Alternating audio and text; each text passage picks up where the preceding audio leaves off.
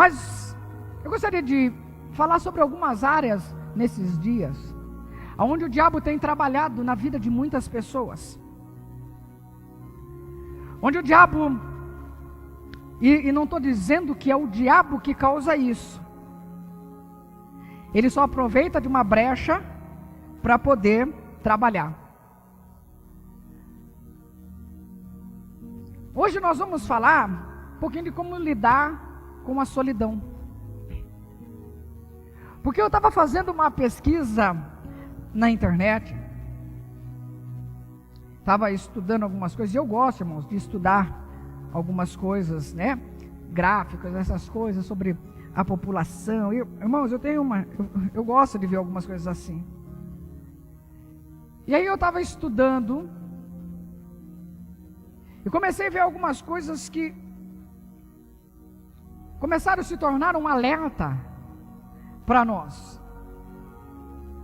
Por quê?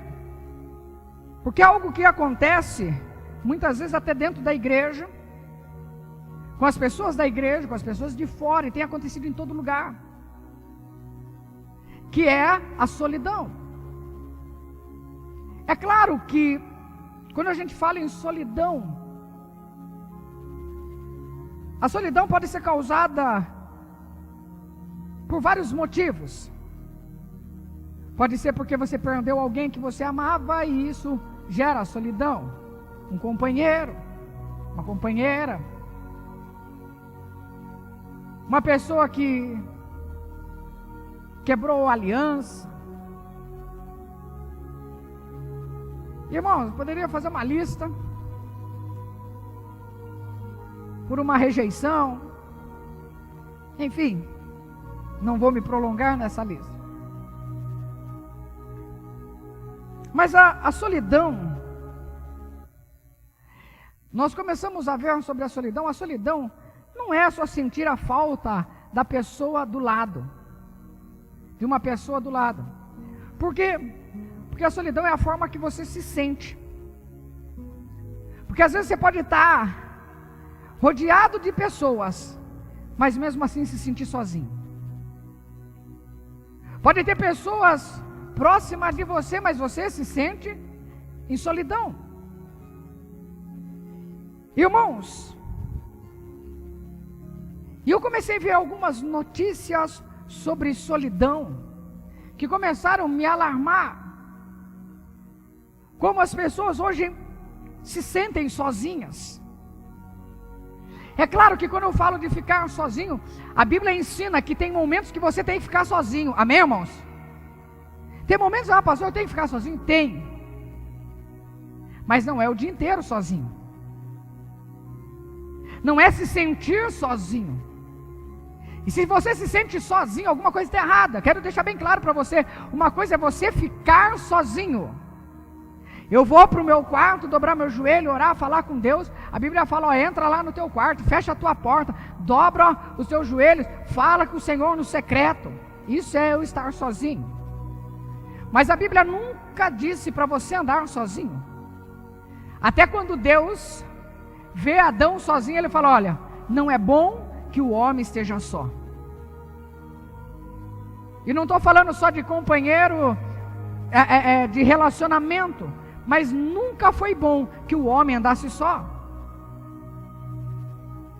Então, eu comecei a ver algumas notícias, e o jornal espanhol El País, ele escreveu uma notícia assim: a solidão é uma epidemia, é um negócio. No futuro, pagaremos para ter amigos. Tem uma outra repórter, eu não marquei aqui, eu li, mas eu não lembro o nome dela. Em 2011, ela escreveu assim: num futuro não muito longe, você vai gastar dinheiro, ou vai pagar, para que você tenha amigos. Isso em 2011, ela foi apedrejada, xingada. Como que alguém vai pagar? A pandemia, ela ajudou a isolar pessoas, e com isso aumentou a solidão, mas ela não é a causa da solidão. A pandemia ajudou por causa do isolamento. Mas não é a culpada das pessoas sentirem solidão. Na pesquisa, o Brasil, fizeram uma pesquisa no mundo todo, o Brasil é o país onde as pessoas se sentem mais solidão ou se sentem sozinhas. 50% dos entrevistados disseram que se sentem só.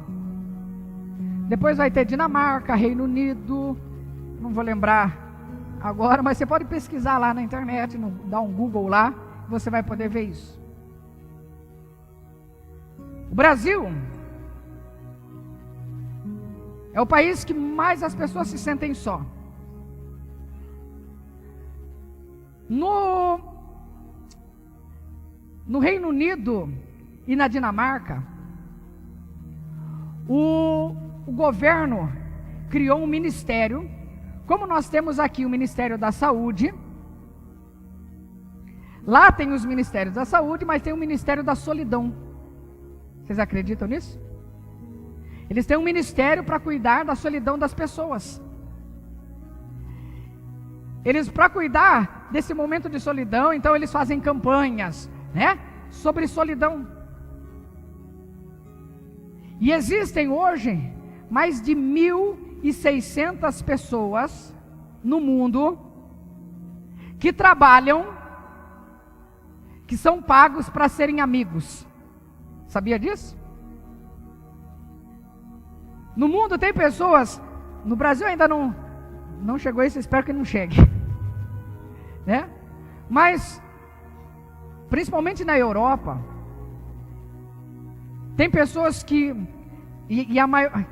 a faixa etária maior dessa solidão é de 30 a 40 anos, porque é onde a pessoa está trabalhando para conseguir dinheiro e ela acaba perdendo os amigos.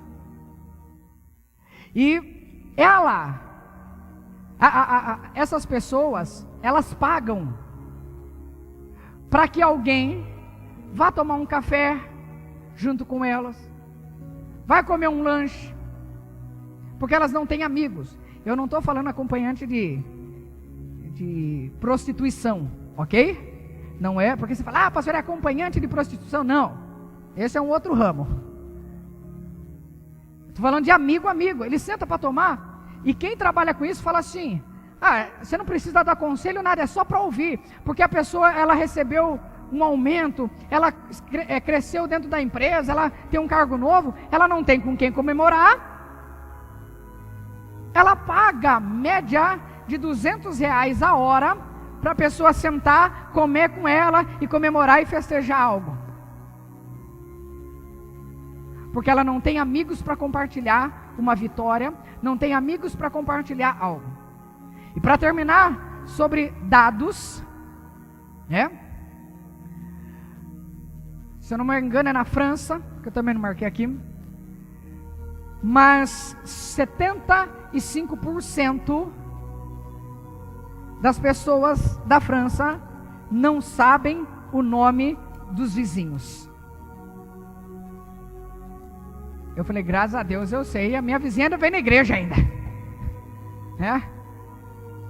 Eu ainda sei o nome do meu vizinho, mas tem gente que vai se isolando tanto. Quem mora em apartamento, aí já é meio assim, né? E o que acontece, irmãos? Começa na verdade, não tem conhecimento. Parece que todo mundo está em cima do cavalo. É só assim, irmão. Não tem mais comunhão. As pessoas, aí um fala, dia, noite. É assim, irmão. Olha o ponto que está chegando. E ainda que nós vivemos numa cidade interior, no interior ainda o povo é mais, né, receptivo. Agora numa cidade grande é pior ainda. Agora, vamos para a palavra de Deus. Eu queria falar de um homem Um homem de Deus, cheio do Espírito Santo, cheio da glória, cheio do poder, que se sentiu só. E por que eu estou dizendo isso para você? Porque talvez você fale, pastor, mas eu venho na casa de Deus, e se eu me se sentir só? Eu quero te ajudar hoje como não se sentir mais só. Porque isso acontece com homens de Deus, com profetas. Existe um homem na palavra de Deus, está lá em 1 Reis, capítulo 17. Esse homem se chama Elias, um profeta de Deus. Um homem usado por Deus. Um homem que tinha autoridade.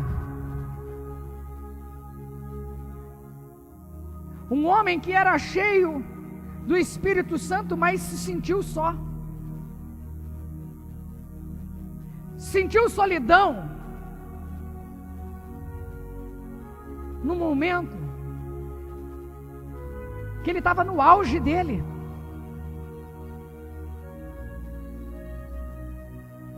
Vamos ler 1 Reis, capítulo 17, versículo 1, fala assim: Então, Elias, o tesbita, dos moradores de Gileade, disse a Acabe, Acabe era o rei: Tão certo como vive o Senhor, Deus de Israel, perante cuja face estou, nem orvalho, nem chuva haverá nestes anos, segundo a minha palavra. Irmãos, olha esse homem. Vamos pegar um pouquinho da jornada de Elias. Elias, cheio do Espírito Santo, ele chegou para o rei e falou: olha, enquanto eu não orar, enquanto eu não der uma palavra, não vai chover na terra, ou em Israel. Não vai cair chuva, nem orvalho vai cair, nem esse sereno que nós estamos acostumados quando dá aquela esfriada, um sereno, nem sereno, não vai cair orvalho, não vai ter chuva, enquanto eu não disser que vai ter. Irmãos, para mim eu já vejo uma ousadia muito grande, é verdade, não é? Porque não é fácil falar isso não, irmão. É verdade, não é? Você acha que dá para sair falando? Não vai chover. Tem que ser dirigido por Deus. Então aqui eu vejo a ousadia e que ele era usado por Deus. Mas aí, depois desse momento que ele confronta Acabe, eu só vou falar da jornada dele, não vamos ler tudo. Mas depois que ele confronta Acabe, Deus manda ele para um lugar. Deus envia corvos para alimentar ele. Num tempo de seca, não faltou pão, não faltou carne para ele, e nem água. Deus proveu. Aí Deus manda ele ir para a casa de uma viúva. E quando ele chega na casa dessa viúva, ela estava pegando gravetos para fazer um pão para ela e para o filho dela e morrer, porque não tinha mais o que comer. E ali ele vê Deus multiplicar o azeite e a farinha. Não faltou nada na casa daquela mulher. Depois, o filho daquela mulher morre. Passa-se um tempo e esse filho morre. E Elias ora e vê Deus ressuscitar aquele jovem. Depois disso, ele luta contra os profetas de Baal. Ora, desce fogo dos céus e consome o holocausto, as pedras, irmão, consumiu tudo. Depois disso, ele vai orar e manda o servo dele ver, fala: olha, vê se está chegando a chuva. Até que vê uma pequena nuvem. Depois você pode ler tudo isso no capítulo 17, capítulo 18, e aí nós vamos começar o 19. E ele ora e desce chuva. Só que ele é ameaçado de morte. E aí ele corre. E ainda, mesmo fugindo, um anjo traz alimento para ele. Um anjo vem alimentar ele enquanto ele estava dormindo. E aí, sabendo disso que aconteceu, ele estava no auge do ministério, sim ou não? Sim ou não? Alguém daqui já chegou perto disso? Irmãos, com tudo que Deus estava fazendo na vida dele, ele estava servindo a Deus, Deus falando com ele, acontecendo tudo isso, ele vendo milagres acontecendo. Agora ele começa a se sentir só. E pasmem, após isso, esse homem pede a morte. Irmãos, ele vivendo um momento maravilhoso, ele vivendo um momento de milagres, e agora ele fala: olha, eu quero morrer. E o que ele tenta testificar, falando assim: olha, mas eu não sou melhor do que ninguém, eu não sou melhor do que meus pais, do que meus ancestrais. O que eu fiz de melhor? Porque tem momentos, irmãos, que sim, nos bate solidão.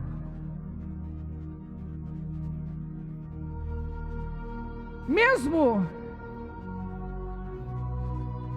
após uma vitória, hoje eu ia ler para os pastores, até acabei esquecendo, mas tem uma música da Ludmila Feber.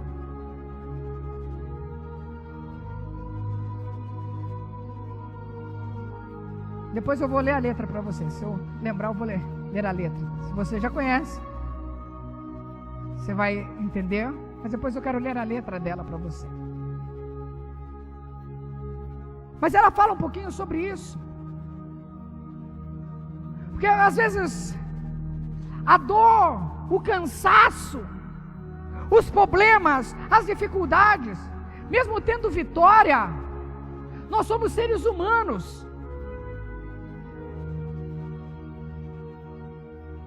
Eu ia vir de Homem de Ferro, né, Ricardo, hoje? Estava pronto para vir. Mas daí minha esposa não deixou. Mas se eu tirar a roupa do Homem de Ferro, eu não sou um Homem de Ferro. Nenhum de nós somos de ferro. O teu psicológico não é de ferro. E tem momentos que é natural da pessoa se sentir só. E nesse momento você tem que aprender o que eu vou te ensinar hoje. Nesse momento, algumas coisinhas que eu vou falar aqui, eu quero que você guarde no teu coração. Anote aí, para que você possa ajudar outra pessoa. Porque todo mundo pode passar por esse momento. Está dentro de casa, mas se sente só. Está rodeado de amigos, mas se sente só. E eu digo para você, não era para você se sentir assim. Não era. E eu profetizo que se você se sente assim hoje, você vai sair daqui transformado. E você não vai mais se sentir sozinho em nome de Jesus. Mas o texto nos ensina algumas coisas. 1 Reis, capítulo 19, se você trouxe sua Bíblia, pode abrir aí comigo. 19, primeiro livro de Reis, capítulo 19, no versículo 9. O anjo, ele dá pão, água, e fala: olha, levanta, sua caminhada ainda é grande. Olha para quem está do teu lado e fala assim: levanta-te, a tua caminhada é grande. Quem crê, dá um glória a Deus, irmão. Agora você vai falar como profeta para quem está do teu lado. Fala assim: levanta-te, porque a tua caminhada é grande. Fala: Deus tem grandes coisas para você.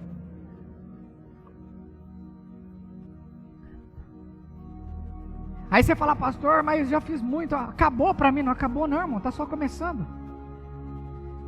Não é teu fim não. Deus hoje está mandando você se levantar. Mas aí ele levanta, e ele anda 40 dias e 40 noites até Horebe.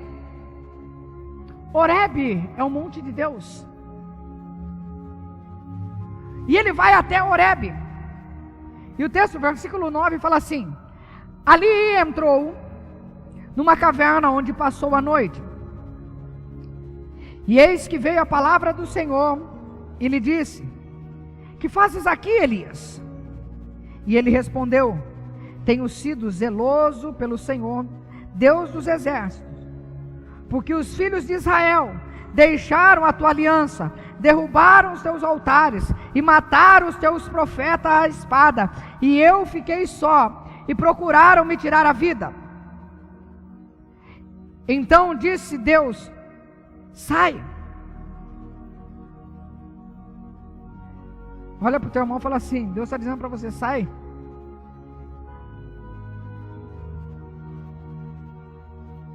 Deus estava falando: sai, põe-te neste monte perante ao Senhor. E eis que passava o Senhor, e um grande vento forte fendia os montes, despedaçava as penhas diante do Senhor, porém o Senhor não estava no vento. Irmãos, imagina um vendaval muito forte, começou a destruir tudo, e Deus não estava nesse vento. Depois veio um terremoto, mas o Senhor não estava no terremoto. Imagina a imagem que Elias estava vendo agora. Ele estava na caverna, e fala assim: depois do terremoto, um fogo, mas o Senhor não estava no fogo. E depois do fogo, um ciclo tranquilo e suave. E ouvindo Elias, envolveu o rosto no seu manto, e saindo, pôs-se à entrada da caverna. E eis que veio a voz do Senhor, e lhe disse: que fazes aqui, Elias? Eu quero que você comece a entender algumas coisas que você precisa, e eu quero que você comece a entender: pastor, como eu faço no momento de solidão? A primeira coisa que você precisa entender é que você precisa se encontrar com Deus. Talvez você fale assim: pastor, mas eu sou cristão. Eu estou falando para cristão, não estou pregando numa igreja de não cristãos, não estou numa praça. Você precisa se encontrar com Deus.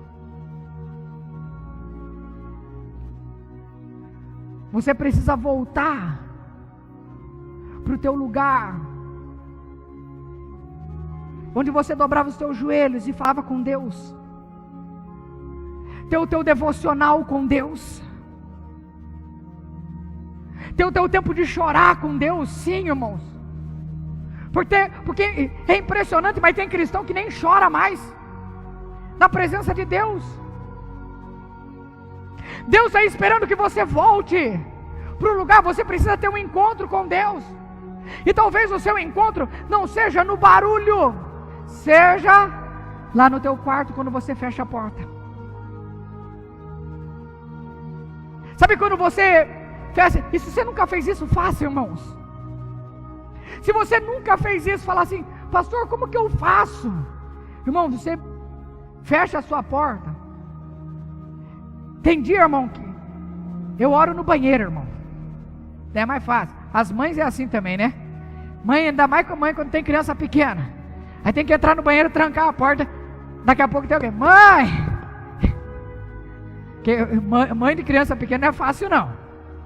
Mas você precisa voltar a se encontrar com Deus. Porque Elias fez tudo isso. Mas ele se sentiu só e ele precisou ter um encontro com Deus. É o momento dele ouvir a voz de Deus novamente, falar com Deus, ter essa intimidade com Deus, sentir Deus perto dele. Não que Deus estava longe, mas ele precisava ir ao monte. Ele andou 40 dias para chegar no monte. Ele precisou ver o mover. E a pergunta de Deus para ele era: o que fazes aqui? Tem um escritor, chama Oswald Sanders. Ele escreveu assim: o sussurro do Calvário são mais poderosos que o trovão do Sinai para conduzir os homens ao arrependimento. Talvez você está esperando barulho, e Deus está lá no teu quarto te esperando, falando: é aqui que eu estou para te encontrar.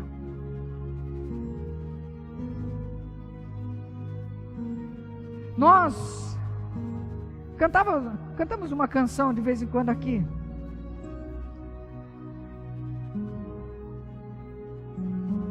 E às vezes a gente fica tanto esperando o barulho, está tão olhando as outras coisas acontecendo, e estamos esquecendo de ouvir a voz de Deus muitas vezes no silêncio. Pastor, mas eu estou sozinho. Entra no teu quarto, dobra o teu joelho e você vai ver que você não está sozinho. O que está faltando é você voltar lá no seu quarto, dobrar o teu joelho e começar a clamar ao Senhor. De repente, você vai ver que tem alguém do teu lado, irmão. Pastor, quem está do meu lado? Alguém que Jesus prometeu para você que deixaria todos os dias até a consumação dos séculos. Tem alguém com você que se chama Espírito Santo. Pastor, mas eu estou sozinho. Não está não, irmão. Está faltando você só se encontrar com Deus.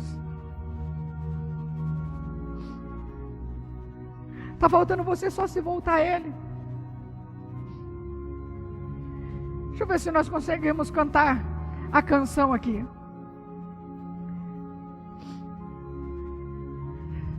A primeira coisa então é se encontrar com Deus.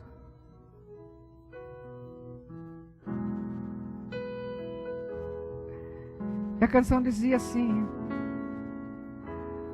hoje eu fui te procurar naquele lugar onde você me chamava de pai.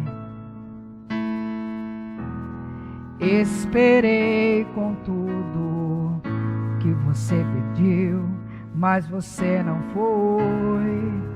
Onde é que você está? Já não ouço mais a tua voz. Você não tem mais tempo. Está tão com as suas coisas que se esqueceu de mim. Mas se precisar de um ombro pra chorar, ainda vou estar naquele lugar onde você buscava, eu ia te encontrar, meu filho, no santo lugar. Eu quero te encontrar, sarar tuas feridas e te perdoar. Lá naquela morri em teu lugar. Filho, nada irá impedir de te amar.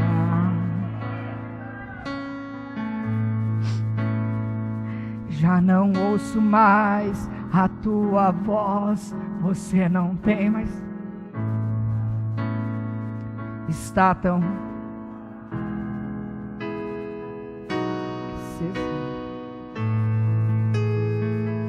mas se precisa.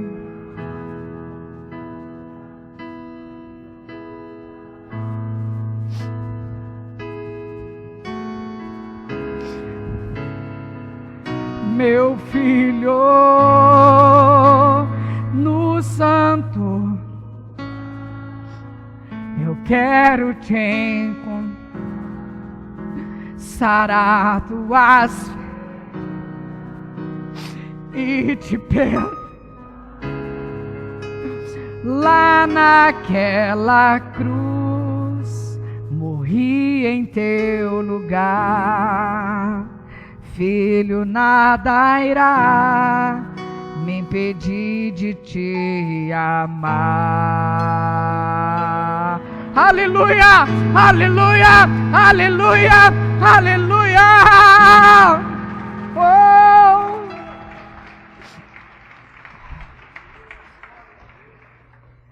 Então, ele precisava que Elias fosse se encontrar, porque às vezes o silêncio do Calvário fala mais alto do que os trovões dos sinais para que as pessoas se arrependam.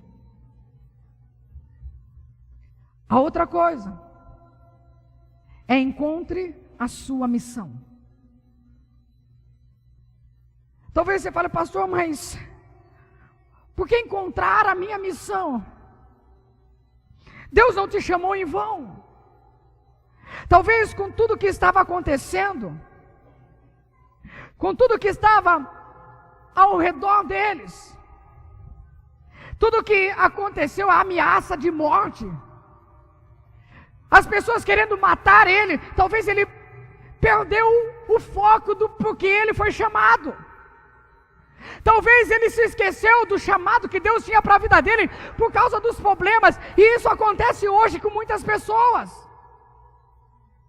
Por causa das lutas, das adversidades, das provações, dos levantes de Satanás, a pessoa se esquece. 1 Reis 19:15.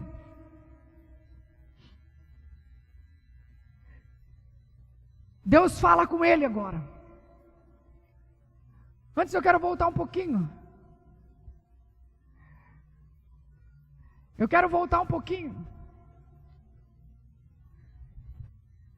Quando Deus fala com ele e fala: o que você está fazendo aí? A resposta dele sempre foi: Senhor, sabe por quê? O teu povo,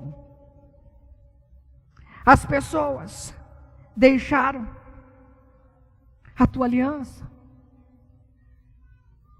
Você vê que ele começou a olhar para as circunstâncias. Ele fala assim, versículo 14: tenho sido extremo zeloso pelo Senhor, e eu estou fazendo a minha parte, Deus, porque os filhos de Israel deixaram a tua aliança, derrubaram os teus altares, mataram os teus profetas à espada, e eu fiquei só, e procuraram me tirar a vida. Ele começa a arrumar uma desculpa. Deus, sabe o que é? É que as outras pessoas não estão orando, não estão fazendo isso, não estão fazendo aquilo. Pastor, Deus me acusaram, Deus se levantaram contra mim. E ele começa a falar, e Deus falou: sabe o que você perdeu? A visão do teu propósito. Porque todas essas desculpas, ele não estava olhando para o propósito que Deus tinha dado para ele estava olhando para as pessoas. Segunda coisa, então, encontre a tua missão. Versículo 15: disse o Senhor: vai e volta ao teu caminho para o deserto de Damasco. Presta atenção. Primeiro Deus falou: toda essa caminhada que você fez para subir aqui, agora você vai voltar. Porque ele já estava no lugar certo, ele não devia ter saído. Ele só perdeu a visão. Ele perdeu a missão. E Deus fala para ele, fala assim, talvez ele pense: acabou meu ministério, acabou para mim. Deus ainda continua falando para ele. E chegando lá, unge a Azael, rei sobre a Síria, e a Jeú, filho de Ninsi, ungirás rei sobre Israel. E também Eliseu, filho de Safate, de Abel-Meolá, ungirá profeta em teu lugar. Quem escapar à espada de Azael, Jeú o matará. E quem escapar da espada de Jeú, Eliseu o matará. Presta atenção, Deus falou: olha, não acabou para você não. Eu tenho grandes coisas para fazer na tua vida. Você só precisa voltar a entender qual é a sua missão. O que Deus te chamou para fazer. O que Deus falou com você. O que Deus te colocou para fazer, você precisa retomar isso e fazer. Deus está falando para ele, fala: olha, e presta atenção no detalhe. Ele vai ungir o rei da Síria, não é o rei de Israel. Vai ungir também o rei de Israel, mas de uma outra nação. Deus falou assim: olha, eu não quero que você abençoe só Israel. Você foi chamado para grandes coisas, para coisas maiores que você imaginou. Você achou que era só Israel? Eu tenho algo maior para você abençoar. Tem outras pessoas precisando de bênção. E Deus estava levantando ele agora para ungir o rei da Síria. O escritor John Owen, John fala assim: Deus tem uma obra a realizar nesse mundo. Fugir desta obra por causa das dificuldades e obstáculos é rejeitar a sua autoridade. Essas frases provavelmente eu vou colocar lá no nosso grupo lá da igreja. E se você não está no informativo, entra lá, pede para alguém copiar um link, eu mando para vocês. Mas eu vou mandar essas frases lá para você. Deus tem uma obra a realizar nesse mundo. Fugir desta obra por causa das dificuldades e obstáculos é rejeitar a sua autoridade. E por fim, então primeiro, diga comigo assim: encontre-se com Deus. Não, diga mais forte: encontre-se com Deus. Segundo, encontre-se com sua missão. Terceiro, encontre-se com pessoas. Irmãos, quando ele fala aqui, você não vai ficar sozinho. Você não vai ficar nessa caverna. Eu tenho um propósito. E você vai agora se encontrar com pessoas. E você, além disso, vai andar com uma pessoa o tempo todo, que se chama Eliseu. Irmãos, não foi só Eliseu que andava atrás de Elias. Tinha a escola de profetas, e alguns profetas iam atrás de Elias. Alguns profetas queriam estar. Elias não se distanciou das pessoas, ele se aproximou de homens de Deus. Eliseu ia continuar o legado dele. Deus falou: você vai ungir a Eliseu porque ele vai continuar. Então você vai ter que ensinar. Sabe qual é o seu problema? É querer parar e falar: acabou tudo, Deus. Eu não preciso mais fazer nada. E eu digo para você: quantas pessoas vão entrar aqui nessa igreja e precisa que você cuide delas? Quantas pessoas ainda vão entrar por esta porta e precisa de alguém que ore, precisa de alguém que jejue com ela, precisa que alguém ensine o que é dízimo, o que é oferta, alguém que ensine a orar, a vir à igreja, a fortalecer. Existem pessoas que vão entrar. E Elias falava: mas eu estou sozinho. E Deus termina falando no versículo 18: você está achando que você está sozinho? Existem mais 7.000 que não dobraram. Ele falou: eu separei, eu reservei, eu conservei mais 7.000 pessoas. Existem pessoas que ele separou, que não se dobraram a Baal, não beijaram a estátua de Baal. Por que eu estou dizendo isso? Você precisa andar com pessoas de fé. Pastor, estou me sentindo sozinho. Eu falei semana passada, chama alguém para tomar um café na tua casa. Quer sair da solidão? Encontre-se com Deus. Encontre a tua missão. Lembra-se da tua missão. Qual a sua missão? A de Eliseu era ser profeta. Qual a sua missão? E por fim, encontre-se com pessoas. Gálatas, abre para mim Gálatas capítulo 6, versículo 10.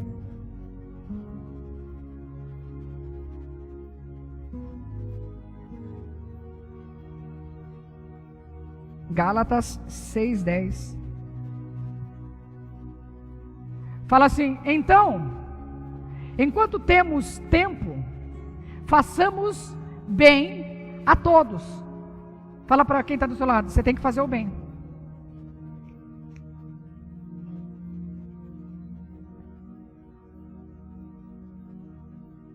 Cadê meus diáconos?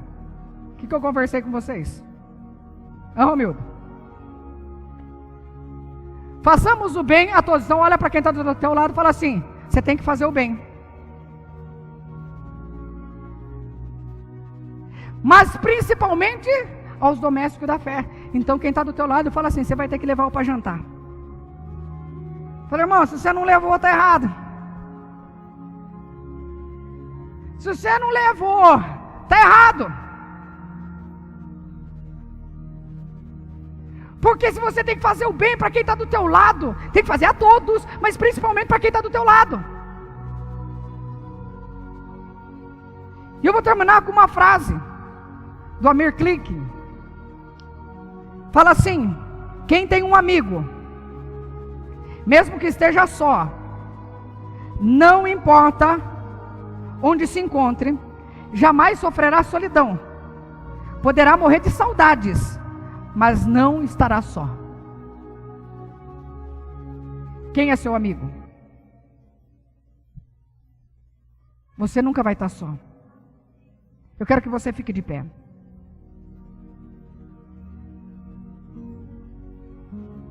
Feche os teus olhos.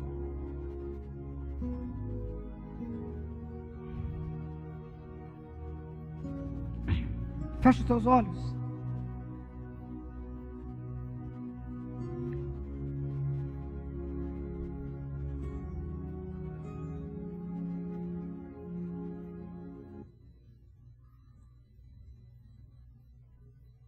Quero que você feche seus olhos por um instante.